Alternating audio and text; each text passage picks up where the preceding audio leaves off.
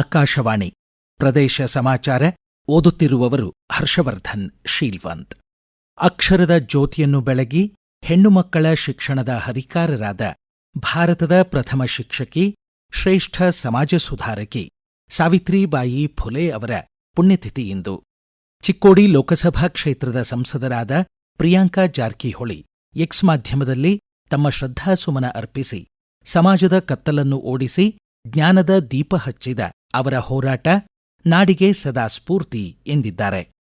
Glaucoma ಕಾಚಿ ಬಿಂದು ಗಂಭೀರ ಕಣ್ಣಿನ ಕಾಯಿಲೆ, ದೃಷ್ಟಿಯ ಸದ್ದಿಲ್ಲದ ಕಳ್ಳ ಎಂದು ಕರೆಯಲಾಗುತ್ತದೆ.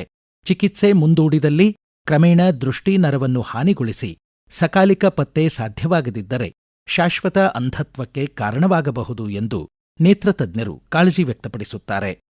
ಹೊಸದಿಲ್ಲಿಯ ಅಖಿಲ ಭಾರತ ವೈದ್ಯಕೀಯ ವಿಜ್ಞಾನಗಳ ಸಂಸ್ಥೆ ಏಮ್ಸ್ ಕಣ್ಣಿನ ಒಂದೇ ಒಂದು ಛಾಯಾಚಿತ್ರವನ್ನು ವಿಶ್ಲೇಷಿಸುವ ಮೂಲಕ ಗ್ಲುಕೋಮಾವನ್ನು ಪತ್ತೆ ಹಚ್ಚಬಲ್ಲ ಎಐ ಆಧಾರಿತ ತಂತ್ರಜ್ಞಾನ ಅಭಿವೃದ್ಧಿಪಡಿಸಿದೆ.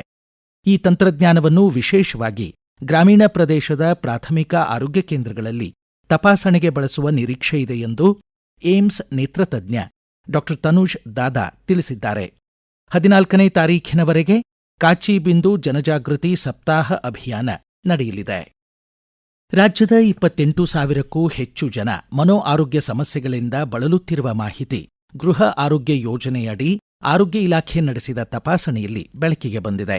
ಅತಿಯಾದ ಮೊಬೈಲ್ ಬಳಕೆ, ಒತ್ತಡ ಮತ್ತು ಜೀವನ ಶೈಲಿಯ ಬದಲಾವಣೆಗಳಿಂದಾಗಿ ಖಿನ್ನತೆ ಹಾಗೂ ಆತಂಕದಂತಹ ಸಮಸ್ಯೆಗಳು ಹೆಚ್ಚುತ್ತಿರುವುದು ದೃಢಪಟ್ಟಿದೆ. ದೈಹಿಕ ಕಾಯಿಲೆಯಂತೆ ಮಾನಸಿಕ ಅನಾರೋಗ್ಯವು ಚಿಕಿತ್ಸೆಯಿಂದ ಗುಣಮುಖವಾಗಬಲ್ಲುದು.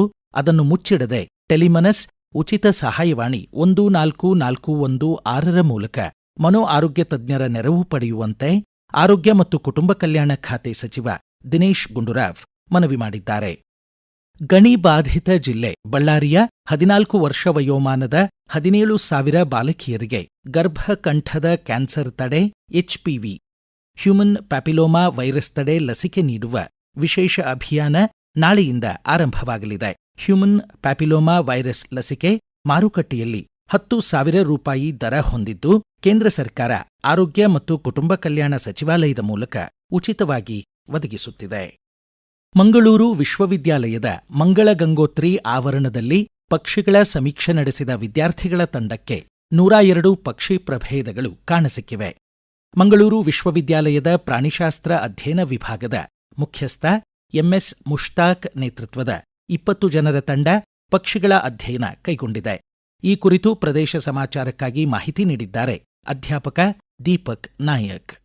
ಮಂಗಳೂರು ವಿಶ್ವವಿದ್ಯಾನಿಲಯ ಮಂಗಳ ಗಂಗೋತ್ರಿ ಆವರಣದಲ್ಲಿ 10 ವರ್ಷಗಳಿಂದ ಫೆಬ್ರವರಿ ತಿಂಗಳಲ್ಲಿ ಕ್ಯಾಂಪಸ್ ಬರ್ಡ್ ಕೌಂಟ್ ಕಾರ್ಯಕ್ರಮವನ್ನು ಆಯೋಜಿಸಲಾಗುತ್ತಿದೆ. ಸರಿಸುಮಾರು 102 ಪಕ್ಷಿಗಳ ಪ್ರಭೇದವನ್ನು ಪತ್ತೆ ಹಚ್ಚಿದ್ದೇವೆ. ನಮ್ಮ ವಿಶ್ವವಿದ್ಯಾನಿಲಯದಲ್ಲಿ ಈವರೆಗೆ 162 ಪಕ್ಷಿಗಳ ಪ್ರಭೇದಗಳನ್ನು ಪಕ್ಷಿ ವೀಕ್ಷಕರು ಕಂಡುಕೊಂಡಿದ್ದಾರೆ. ಈ ಬರ್ಡ್ ವೆಬ್ಸೈಟ್ ಮತ್ತು ಜರ್ನಲ್ ಆಫ್ ಥ್ರೆಟನ್ ಟ್ಯಾಕ್ಸಾ ಎಂಬ ಜರ್ನಲ್ ನಲ್ಲಿ 2023ರಲ್ಲಿ ಪ್ರಕಟಿಸಿದ್ದೇವೆ. ಬರ್ಡ್ ಕೌಂಟ್ ಆಫ್ ಇಂಡಿಯಾ ಮತ್ತು great backyard bird count ವತಿಯಿಂದ ಹಲವು ಕಡೆ ಫೆಬ್ರವರಿ ತಿಂಗಳಂದು ನಡೆಸಲಾಗುತ್ತದೆ. ವಲಸೆ ಪಕ್ಷಿಗಳಾದ Indian golden oriole, ashy drongo, Indian pitta ಮತ್ತು ಯೆಲ್ಲೋ ವ್ಯಾಟಲ್ ಲ್ಯಾಪಿಂಗ್ ಕಂಡುಬಂದವು. ಶ್ರೀಲಂಕನ್ ಫ್ರಾಗ್ಮೌತ್, ಜಂಗಲ್ ನೈಟ್ಜಾರ್ ದಾಖಲಿಸಿದ್ದೇವೆ. ಧಾರವಾಡ ಲೋಕಸಭಾ ಕ್ಷೇತ್ರದ ಸಂಸದರ ಕ್ರೀಡಾ ಮಹೋತ್ಸವ 2025-26ರ ಅಂಗವಾಗಿ 13 ಮತ್ತು 14ನೇ ತಾರೀಕು ಕುಸ್ತಿ ವಿಭಾಗದ ಅಂತಿಮ ಪಂದ್ಯಾವಳಿ ಧಾರವಾಡದ ಕರ್ನಾಟಕ ಕಾಲೇಜು ಆವರಣದ ಮೈದಾನದಲ್ಲಿ ಆಯೋಜಿತವಾಗಿದೆ. ಪ್ರಧಾನಮಂತ್ರಿಯವರ ಆಶಯದಂತೆ ಸುದೃಢ ಭಾರತ ನಿರ್ಮಾಣದ ಮಹತ್ವಾಕಾಂಕ್ಷೆಯೊಂದಿಗೆ ದೇಶದ ಪ್ರತಿಯೊಂದು ಲೋಕಸಭಾ ಕ್ಷೇತ್ರಗಳಲ್ಲಿ ಸಂಸದ್ ಖೇಲ್ ಮಹೋತ್ಸವವನ್ನು ಆಯೋಜಿಸಲಾಗಿದೆ ಎಂದು ಕೇಂದ್ರ ಸಚಿವ ಪ್ರಹ್ಲಾದ್ ಜೋಶಿ ತಿಳಿಸಿದ್ದಾರೆ. ಸರ್ವರನ್ನು ಪಂದ್ಯಾವಳಿ ವೀಕ್ಷಿಸಲು ಅವರು ಸ್ವಾಗತಿಸಿದ್ದಾರೆ.